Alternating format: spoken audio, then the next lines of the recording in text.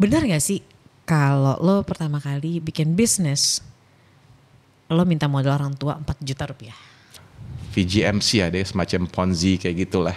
Ponzi Ini menarik nih. Soalnya kata orang-orang pantengin TV itu identik dengan bahas investasi bodong. Investasi.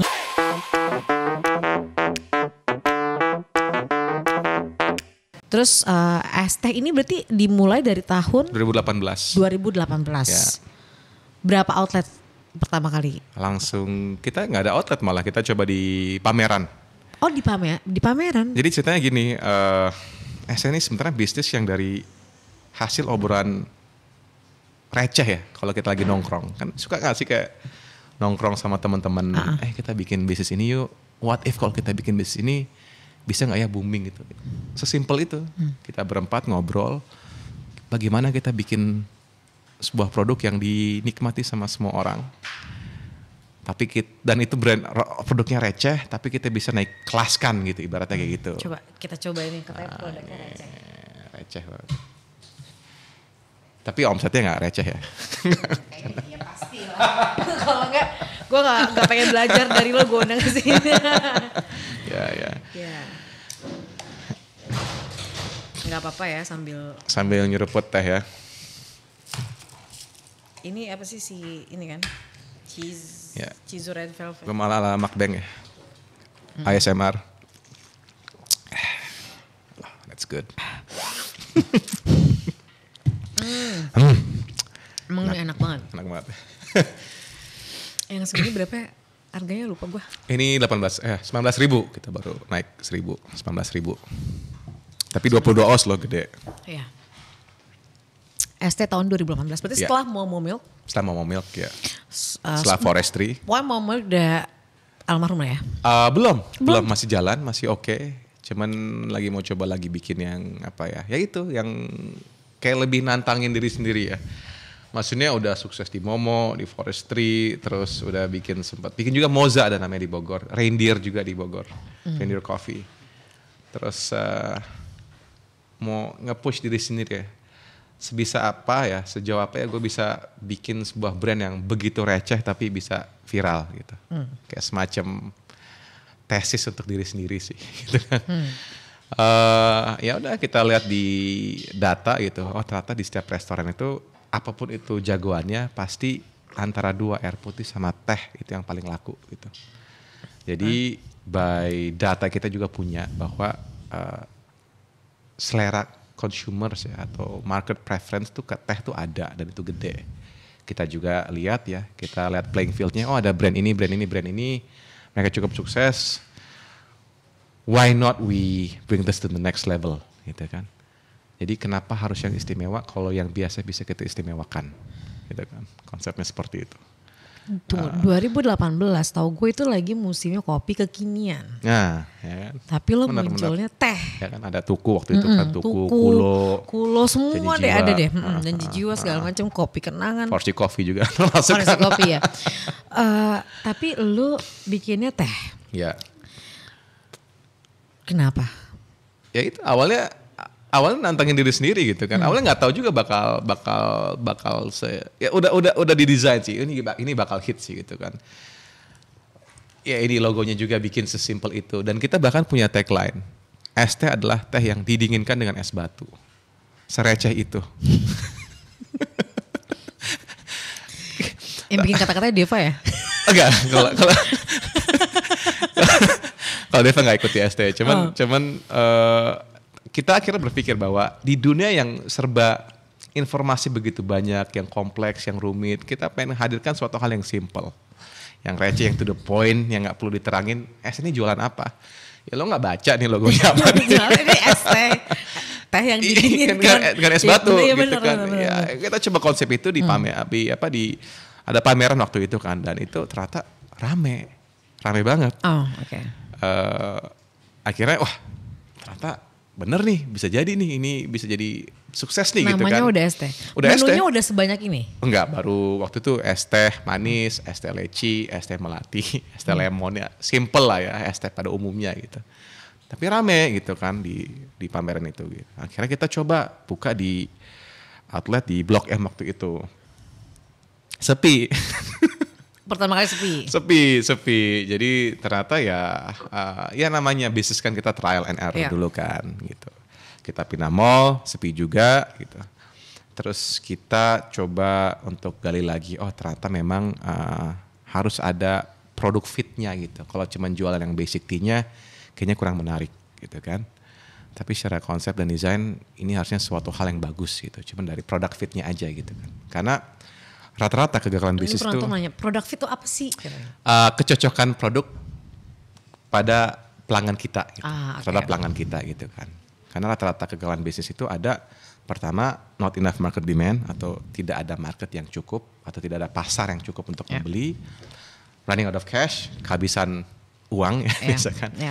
Tim yang nggak cocok dan juga produk fitnya nggak pas untuk konsumen. Gitu. Dan kita ngerasa di sini produknya nggak fit untuk market gitu. Bisa lebih digali lagi. Makanya kita masukin lah Chizu, Red Velvet, Taro, terus ada cookies and cream dan sebagainya. Kita buka di Bogor, boom, langsung rame. Dan orang heran, ini es teh Indonesia apa sih gitu kan. Teh yang didinginkan dengan es batu, harga 6.000, harga 10.000. Rame, antri, baru kita buka lagi tuh 10, buka lagi 15, kita ajak Brisia Jody gabung. Oh, Brisia Jody? Gabung as a owner sama Danu Sofwan ya, partner bisnis kita. Oh iya. Janeta Janet. Yang justru gue pertama kali bahwa dia punya es teh Indonesia ya. Iya, Danu Sofwan sama Janeta Janet gitu kan gabung. Dengan harapannya kita, kan waktu itu kan rumusannya artis, produk, boom gitu kan. Ya kan, gue juga ngerasain kekinian sama Arif Muhammad, sama Deva juga gitu kan. Coba lagi lah di es teh, siapa tuh bisa bagus gitu kan. Oke tuh, sampai 20 outlet, datanglah pandemi, jebret, COVID. Sorry, 20 outlet masih punya lo semua sendiri? Masih ada beberapa yang kita mitrakan, ada juga yang sendiri. Oh udah ada yang gitu dimitrakan? Kan. Ya. Nah tunggu ya, aku mau mundur nih. Kalau konsepnya artis bersama produk itu gimana sih? Biasanya orang menerka-nerkan ya, dia yang bilang artisnya cuma kayak brand ambassadornya aja, dia sebenarnya nggak into the business, dia nggak ngelakuin menjalani bisnisnya. Sebenarnya mereka hanya nama aja atau gimana? Biasanya kalau kita pakai ya di awal itu karena kita nggak punya uang untuk endorse atau jadi BA, kita tukernya ke saham. Jadi mereka kasih saham, jadi kasih saham. Tapi trade off-nya as a owner kita harapannya bisa kasih exposure gitu. Jadi awal-awalnya seperti itu kan. Memang ramainya produk dan artis itu kan awal-awal di cake industry kan. Iya, si kue ini punya ini dan it works. Iya, works ya. Sampai customer bisa tahu produk mana yang benar-benar worth it dan enak atau nggak kemahalan gitu kan. Pada ujungnya ujung-ujungnya market yang bisa nilai gitu kan. Ya itu awalnya di situ. Terus. Tapi mereka nggak punya outlet mereka sendiri, nggak dikasih outlet dari es teh untuk mereka sendiri. Tergantung kesepakatan sih. Cuman kita sama Deva atau sama Brisia Jody ya kita offering shares. Dengan harapan mereka bisa bantu kita grow the business gitu kan. Dan alhamdulillah sih kita sama Brisia Jody orangnya kan into banget gitu kan. Setiap ada acara suka pesan es teh, suka bagi-bagiin, suka promoin gitu kan. Jadi baik lagi kenapa harus ada, tergantung, bisa juga ada sebuah usaha yang punya uangnya lebih di awal bisa endorse, bisa jadi NBA, bisa juga. Atau kalau case-nya es teh karena uang kita pas-pasan nggak ada ya kita offeringnya saham kita gitu dan mau ada kesepakatan jadilah owner ya, bukan BA lagi tapi owner. Ya. Akhirnya jalan sampai tahun ke-3 sekarang ya? Tahun ke-4 sekarang. Ke-4 sudah ada 600 outlet. Yang milik sendiri berapa, Mas Haidar? Kita karena pada akhirnya kita fokus kepada visi dan misi. Kita adalah untuk menciptakan pengusaha berkualitas. Baik lagi ke yang tadi, kita pengen berkontribusi untuk membuat Indonesia lebih baik lagi gitu kan dengan meningkatin jumlah pengusaha. Makanya sistem kemitraan ini adalah kita anggapnya sebagai sekolah. Bagaimana teman-teman yang pengen berbisnis minimal jualan es teh dulu deh gitu kan. Dengan belajar tentang people-nya, human-nya, HR-nya, finance-nya, financial aspeknya, bagaimana bikin P&L, bagaimana bikin neraca, bagaimana bikin cash flow. Terus kita juga dari aspek marketingnya. Nah sebenarnya dibilang itu diajarin semua di ST kalau jadi mitranya? diajarin dan ada beberapa hal yang kita lagi improve ya dalam hal proses untuk kita sih niatnya ke sana ya, pengen dikasih suatu kurikulum yang semua tuh bisa berbisnis dan bisa ngerasain bagaimana menjadi pengusaha gitu kan. Karena kan rata-rata kan kalau yang dari kuliah kan ya teorinya, tapi begitu ngerasain kan kayak gue sendiri ngerasain kan, oh ternyata beda gitu kan. Ya itu yang kita mau akomodir di ST. Makanya dari seluruh outlet yang kita punya, sebenarnya kita punya dikit. Karena visi kita adalah menciptakan pengusaha yang berkualitas gitu. Itulah brand ST gitu. Bukan menjadi perusahaan teh terbaik atau apa, enggak. Kita mau ciptain pengusaha yang berkualitas di Indonesia. Bagaimana kita ambil mitra sebanyak mungkin, kasih know-how-nya, kasih ilmunya, dan harapan kita mereka ketika buka ST ter-trigger untuk menjadi wira swasta atau pengusaha dan akhirnya bisa berkembang bikin bisnis-bisnis lainnya gitu. Dan akhirnya bisa memenuhi kuota 8%. Iya mudah-mudahan. Pengusaha untuk membuat Indonesia ini jadi lebih sehat. Ya. Tapi kayaknya baru ini gak sih produk yang kasih kemitraan tapi memberikan jalan untuk edukasinya gitu. Kayak baru ini gak? Atau memang udah ada gue gak tahu? Dalam hal market kemitraan atau quote dan unquote waralaba ya. Banyak juga yang sistemnya ketika dia baru satu outlet langsung di franchisein, nggak di maintain gitu kan. Ya dia bikin lagi dan apa dan lagi gitu kan. Kalau kita memang approach-nya beda ya. Kita pengennya benar-benar bagaimana bisa sustain sih. As in bagaimana kita bisa menjaga mitra kita untuk lebih baik lagi. Karena sesungguhnya ST itu punya 2 customer. Customer yang menikmati ST kayak Mbak Gita. Ada juga habis lagi. Seruput. Ini enak banget sumpah. Gue juga gak tahu kenapa ini enak banget. Ini tehnya gimana gue? Satu lagi. Satu lagi please. Nusantara enak tuh Nusantara. Mau lagi satu. Nusantara. Ada ya Mbak Dewi. Jadi ada 2 konsumen ya. Iya. Konsumen petang yang kayak gue.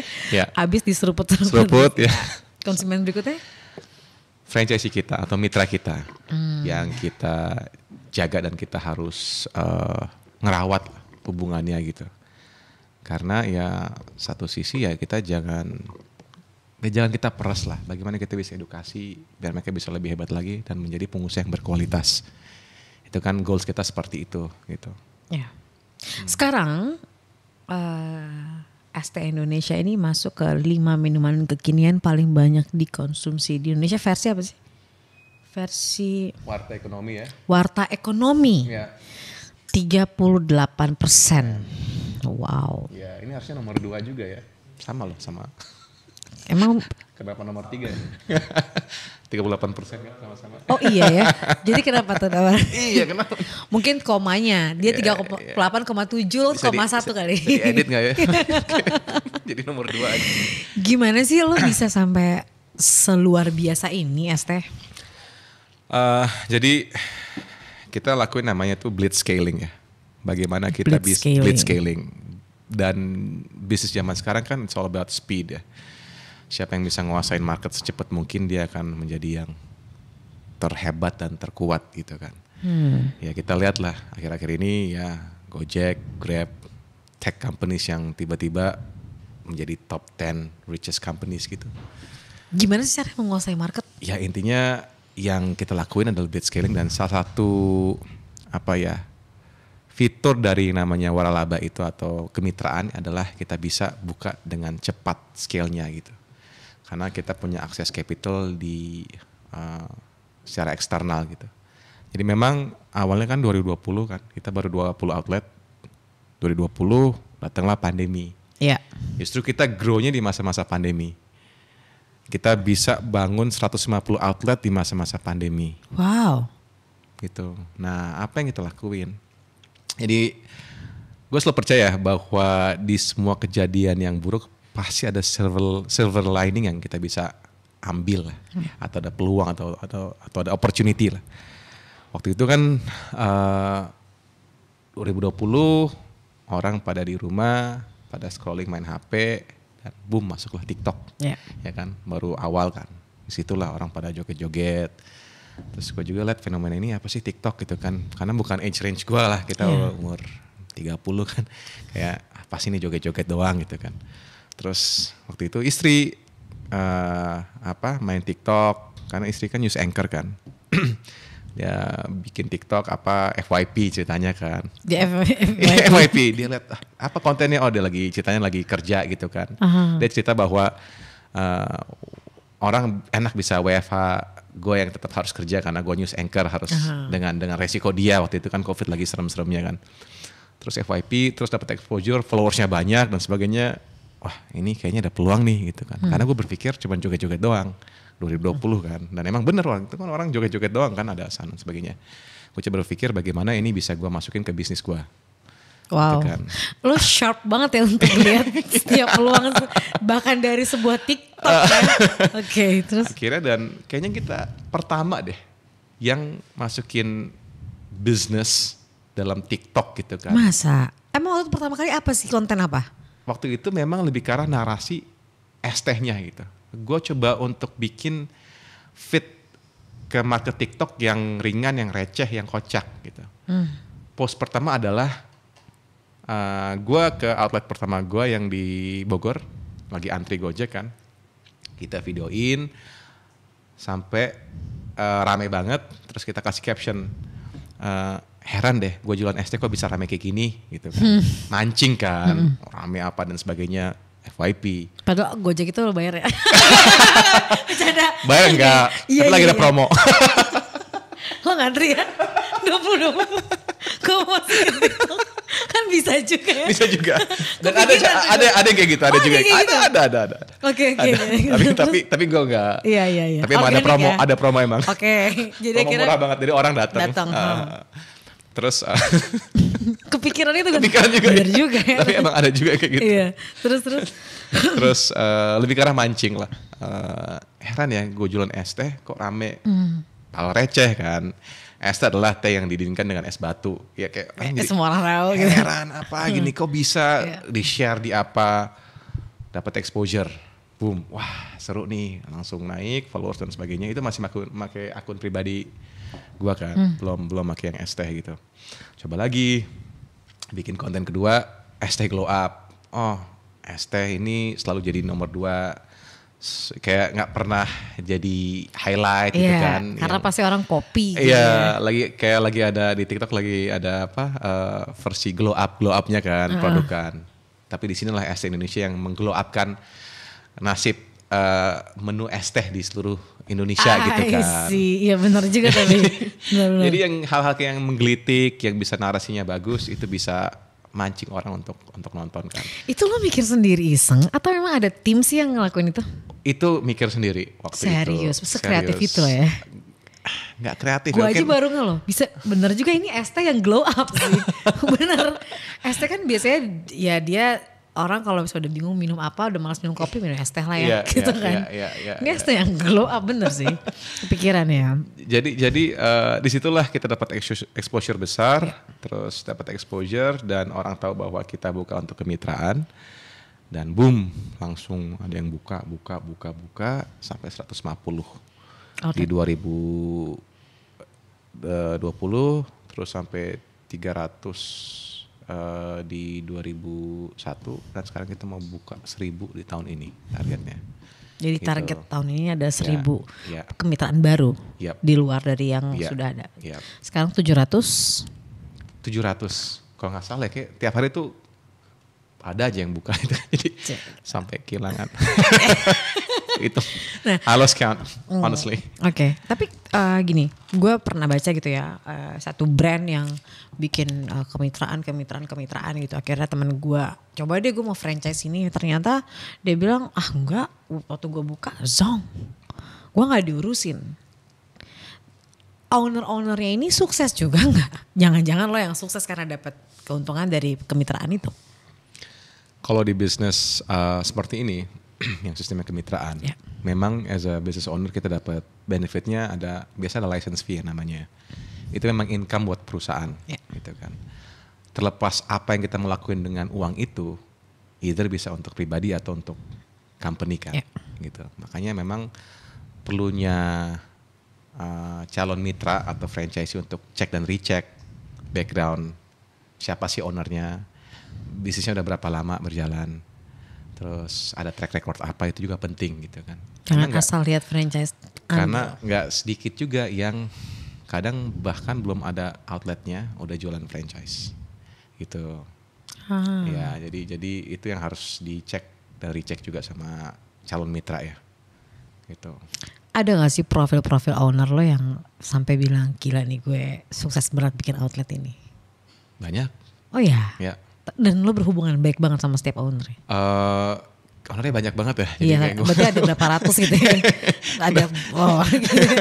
Ada beberapa yang kita coba dengar dan memang kita gak selalu benar ya. Maksudnya kita butuh feedback gitu kan. Kadang kita butuh improvement dari insights dari mitra kita gitu. Oh kita kurang di sini, kita kurang cepat. Misalkan kita kurang cepat respon dari customer relations kita gitu atau orang salesnya. Oh ada kesalahan kita di mana, dan kita selalu open untuk siap belajar terus.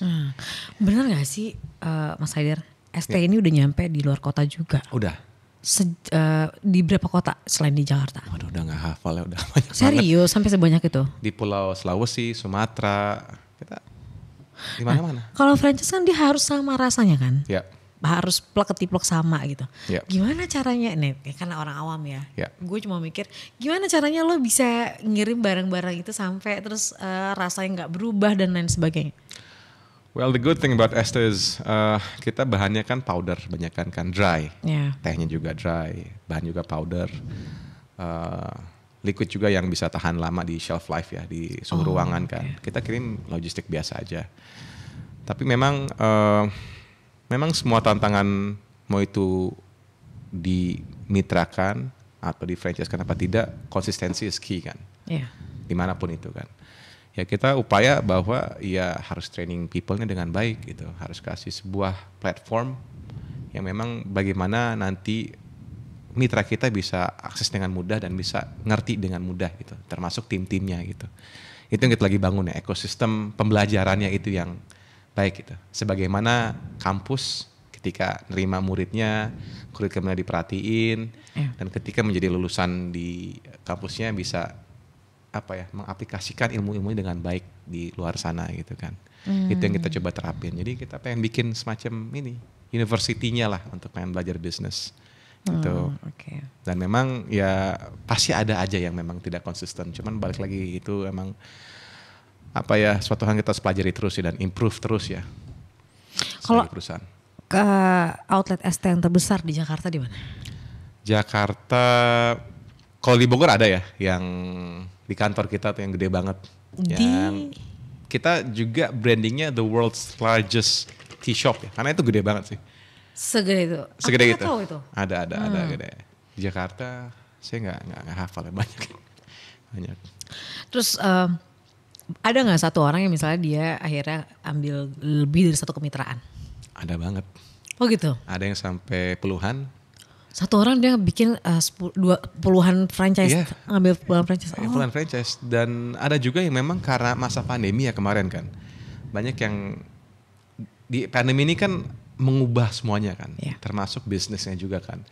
Yang tadinya bagus, industri ini jadi gak bagus. Ya contohnya ya ada beberapa hal yang di properti yang flop tiba-tiba kan. Harga turun, orang kan pengen cash kan. Karena tidak ada kepastian waktu masa-masa pandemi kan. Pivot the business gitu kan. Dia akhirnya yang tadinya properti akhirnya fokus ke F&B, fokus ke ST. Ketika buka satu, cuan, buka lagi dan karena dia punya capital yang besar, langsung closing bisa puluhan sekaligus. Gitu. Jadi saya rasa kenapa kita bisa sampai 600 saat ini? Karena memang SS sendiri adalah business model yang udah proven. Kita justru banyak yang ambil 2, ke 3, ke 4 gitu. Daripada yang baru-baru gitu. Oke, gue gak tahu nih lo mau jawab apa gak. Menurut lo kompetitor terbesar ST siapa? Harus sebut merek. Ada brand yang baru ya dari China ya. Mixue atau Mixui. Kalau ini. Oh gak tahu gue. Ada ya itu yang menurut kita ya threat terbesar ya. Kenapa? Karena mereka udah 14.000 cabang di seluruh dunia. Dan baru masuk Indo tuh tahun 2021. Dan growth-nya kayaknya bakal kenceng banget ya. Mixui? Ya Mixui. Michelle lah kalau bahasa ini ya Michelle. Oh, aku malah nggak tahu. Dia sama menurut. Kok tahu cuma ST Indonesia. Kembali bagus. Kasih orang ini ST lagi. Brand ambassador ya. terus. Ya, Maxwi. Misha ya, Misha. Oke, itu dari luar. Kalau produk Indonesia yang sama-sama berangkat ada dari sini, menurut lo siapa kompetitor terbesar ST? Pengen banget disebutin harga dalam negeri ya. Gak apa-apa nanti banyak ya.